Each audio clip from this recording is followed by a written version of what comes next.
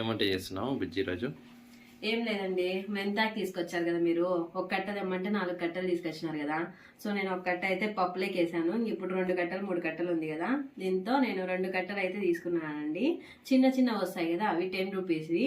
So ఇవైతే 2 కట్టలు తీసుకున్నాను. మెంతాకు నిల్వ పచ్చడి చేస్తానండి. బాగా వాష్ చేసుకొని ఇట్లా పెట్టేసుకున్నాను అనమాట.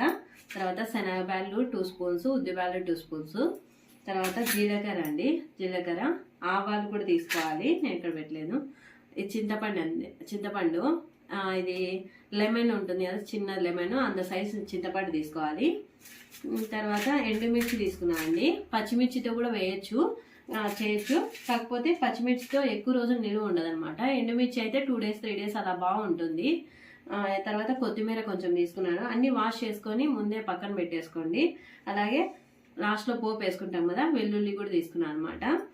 ఇప్పుడు ప్రాసెస్ ఏంటో చూద్దాము. ఎలా ఉంటుందో కూడా మా హస్బెండ్ అడిగి రియాక్షన్ కూడా చూద్దాం. ఎప్పుడు చేయలేదు, ఫస్ట్ టైం చూస్తున్నాను నిల్వ పచ్చడి అనేది. చూద్దాం ఎలా వస్తుందో. ఇక్కడ కడాయి అయితే పెట్టుకున్నా అండి. అందులో 2 స్పూన్స్ అయితే ఆయిల్ వేసుకున్నాను అనమాట. అది కాగిన తర్వాత శనగబ్యాళ్ళు ఉద్దిబ్యాళ్ళు అయితే వేసేసానండి. బాగా రోస్ట్ చేసుకోవాలి, మరీ రెడ్డిష్ కాదండి. బాగా వేగిన తర్వాత శనగబ్యాళ్ళు ఉద్దిబ్యాళ్ళు చూడండి ఎలా అయ్యాయి. అప్పుడే కరెంట్ పోయిందనమాట, అందుకే అట్లుంది. పక్కకు తీసి పెట్టేసేయాలండి. ఒక ప్లేట్లోకి అన్నీ తీసుకోవాలి. తర్వాత మెంతులు ఆవాలు కూడా ఆయిల్లో వేసేసుకొని వెంటనే తీసేసుకోవాలి. ఎందుకంటే మెంతులు మాడితే ఎక్కువ చేదు వచ్చేస్తుందండి. ఇంకా తర్వాత జీలకర్ర వేసాను. జీలకర్ర కూడా అంతే, కొద్దిసేపు వేగాకనే పక్కకు తీసేసుకోవాలి ప్లేట్లోకి. అన్నీ ఓ ప్లేట్లోకి వేసేసుకోవాలండి. తర్వాత ఎండుమిర్చి కూడా వేసేసుకున్నాను. ఇవి కూడా వేగాక పక్కకు తీసి పెట్టానండి. తర్వాత మనం ఈ మెంతాకు ఉంది కదా, మెంతాకు అంతా వేసేసుకోవాలి. బాగా క్లీన్ చేసుకొని వేసుకోవాలండి. కొత్తిమీర కూడా వేసేస్తున్నాను నేను. చాలా బాగుంటుంది టేస్ట్ అయితే. మేము ఎప్పుడు మా అమ్మ ఎక్కువ మెంతాకు ఉన్నప్పుడు ఊర్లో కూడా ఇలానే చేసేది. నిల్వ పచ్చడి చేస్తే ఒక 2-3 days అనేది అట్లే ఉంటుంది. సో ఇక్కడ మెంతాకు అయితే ప్లేట్ పెట్టి మగ్గించుకుంటున్నాను. ఇప్పుడు చెక్ చేసుకుందాము. ఈ కాడలు ఉంటాయి కదా, ఒక్కటి అలా పట్టుకుంటే వేలుతో అట్లా తునిగిపోతే వేగిపోయినట్లే. ఇది కొంచెం టైం పడుతుందండి నాకు. సో ఇంకా చింతపండు వేసేసి మూత పెట్టేసుకుంటున్నాను అందులోకి. ఇప్పుడు మనం అన్నీ త్వరగా వేయించినవి ఉన్నాయి కదా, ఫస్ట్లో అవన్నీ తీసుకొని మిక్సీలో పౌడర్ లాగా చేసేసుకోవాలి. ఉప్పు కూడా వేసేసుకుంటున్నాను అండి దాంట్లోనే. మనం ఎక్కువ ఆకుకూరలు ఇవి తెచ్చుకున్నప్పుడు ఇలా ట్రై చేసుకుంటే కూడా చాలా బాగుంటుంది.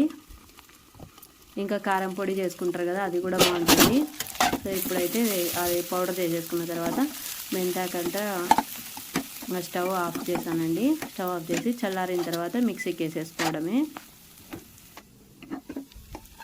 ఊరి దగ్గర పొలం ఉన్నప్పుడు కూడా ఒకసారి అమ్మ ఇలానే చేస్తుంటుంది.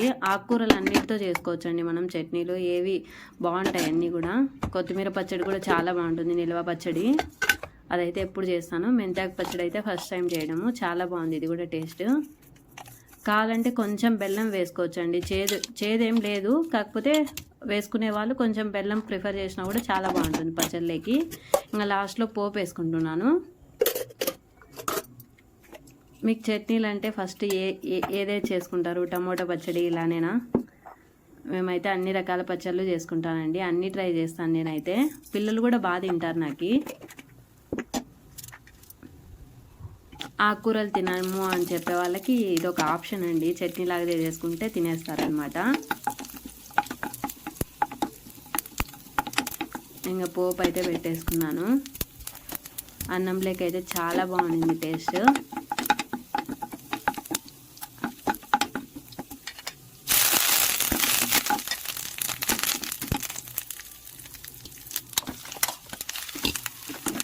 ఇంకంతా చట్నీ వేసేసి అంతా కలిపేసుకుంటున్నాను. కొంచెం పసుపు యాడ్ చేసుకోండి. నేను పసుపు అయితే యాడ్ చేయలేదు. మీరు పసుపు యాడ్ చేసుకున్నా కూడా కలర్ వస్తుంది కొంచెం. రెడీ అయిపోయింది. మన మెంతాకు చట్నీ అయితే రెడీ అయిపోయింది. ఇలా రైస్ పెట్టేసుకొని వేడి వేడి అన్నము, తర్వాత మెంతాకు నిల్వ పచ్చడి ఇది కొంచెం వేసుకుందామండి, ఇంకా వేరే కర్రీ కూడా ఉంది. సో ఇప్పుడు ఇలా నెయ్యి వేసుకుంటే రైస్లో నెయ్యి వేసేసుకుందాం. ఇది నాటి ఆవు నెయ్యి అండి. ఇప్పుడు మా హస్బెండ్ అడిగి రియాక్షన్ చూద్దాం ఎలా ఉంటుందో. ఇలా కలిపేసుకొని కొంచెం కారం ఉంటుంది కదా, సో లైట్గా కలిపాను అనమాట. మా హస్బెండ్ ఎక్కువ కారం తినరు. సరే, ఇప్పుడు ఆయనకి రుచి చూపిద్దాం.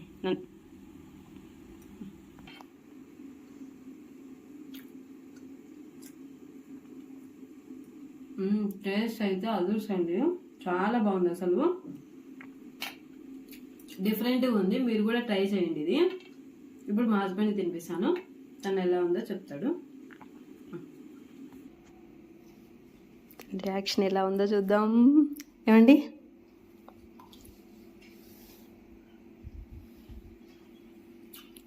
ఎట్లుంది?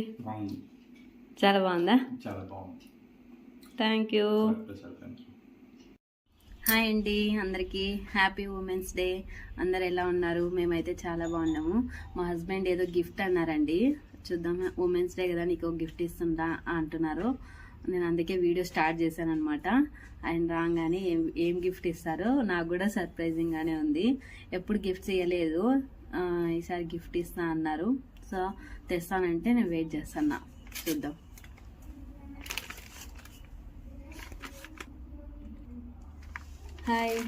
Hi, happy women's day Bujji. Thank you.